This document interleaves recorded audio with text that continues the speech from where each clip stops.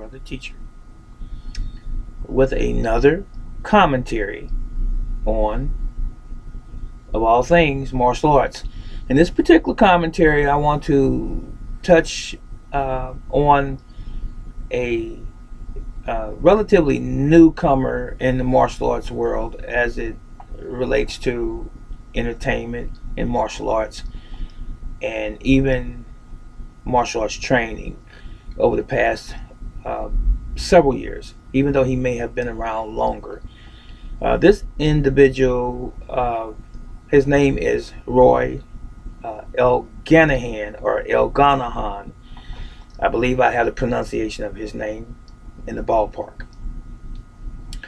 This young man, from what I have gleaned, what I understand, he was a special forces trainer of the Israeli army.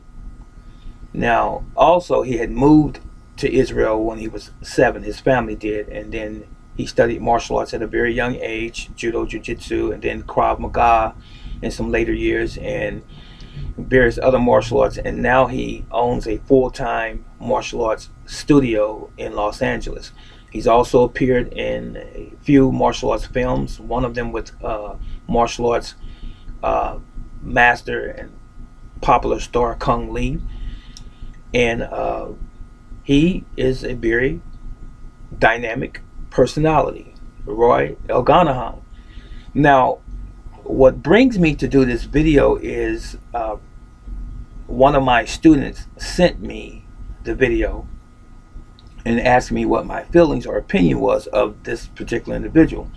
Let me say this, ladies and gentlemen. I'm going to always say this. I'm going to always condescend and be humble. I respect Roy Elghanayan and his ability and his skill set and his training, but it's not new. What he is doing is not new. Now, the video on YouTube, as I saw it,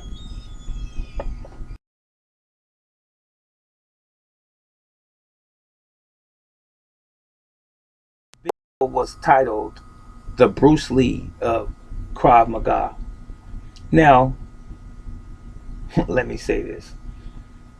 It seems to me that every time some new personality surfaces in the martial arts world under a different discipline or martial arts style or system, and they are very dynamic, very athletic, they get the people's attention. Someone slaps a label on them and puts Bruce Lee's name in that label and saying, this is the Bruce Lee of Jiu-Jitsu. This is the Bruce Lee of Krav Maga. Now, before that, it was the Bruce Lee of, I believe it was Iran. Can't remember the guy's name right now, but all proper due respect to all of these individuals that are very talented, but they are not the Bruce Lee of anything, because all they are really are individuals that are doing the same thing that's always been in existence. I don't care who you are.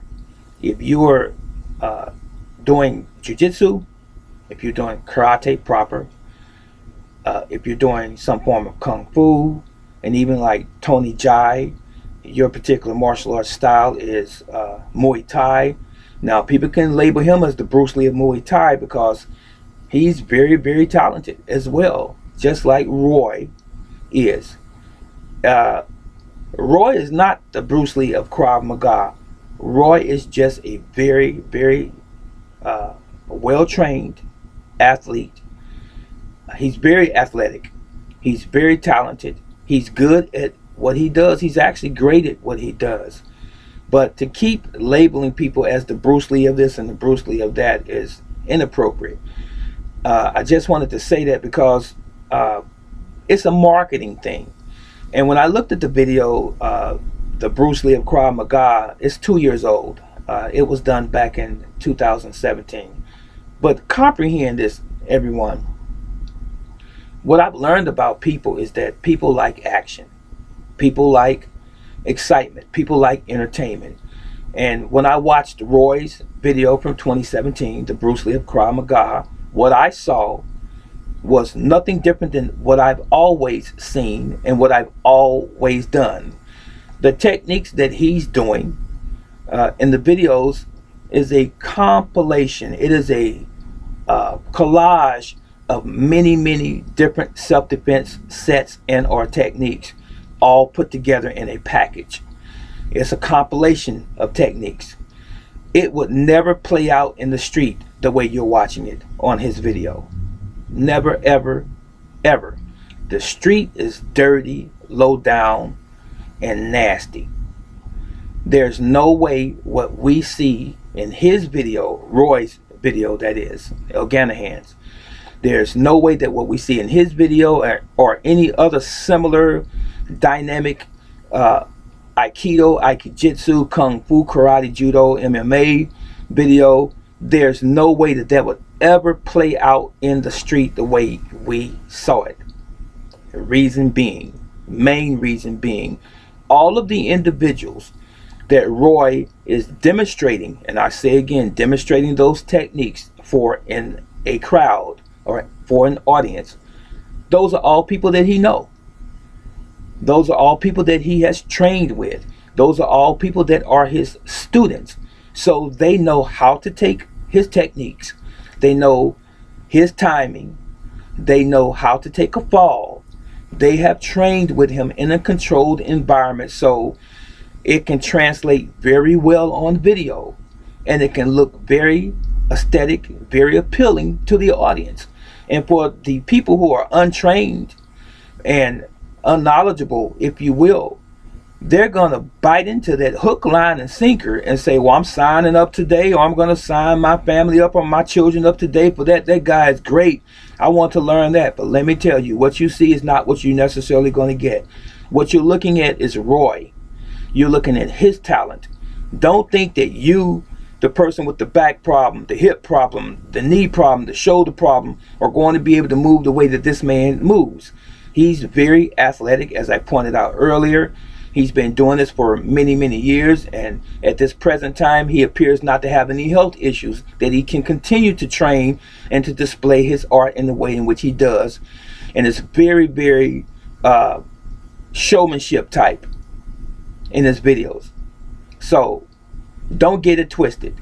What you see in a very exciting, extraordinary, dynamic, as I said, video like this and many others and hundreds of others, and I've seen them and I've judged people who have done these same demonstrations over the years, and I've done them myself. It's just a demonstration, ladies and gentlemen, in a controlled environment with students and with fellow martial artists that know how to respond to your own techniques.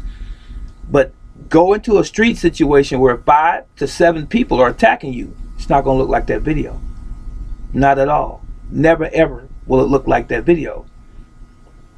That's just the plain truth. It is just a show of talent.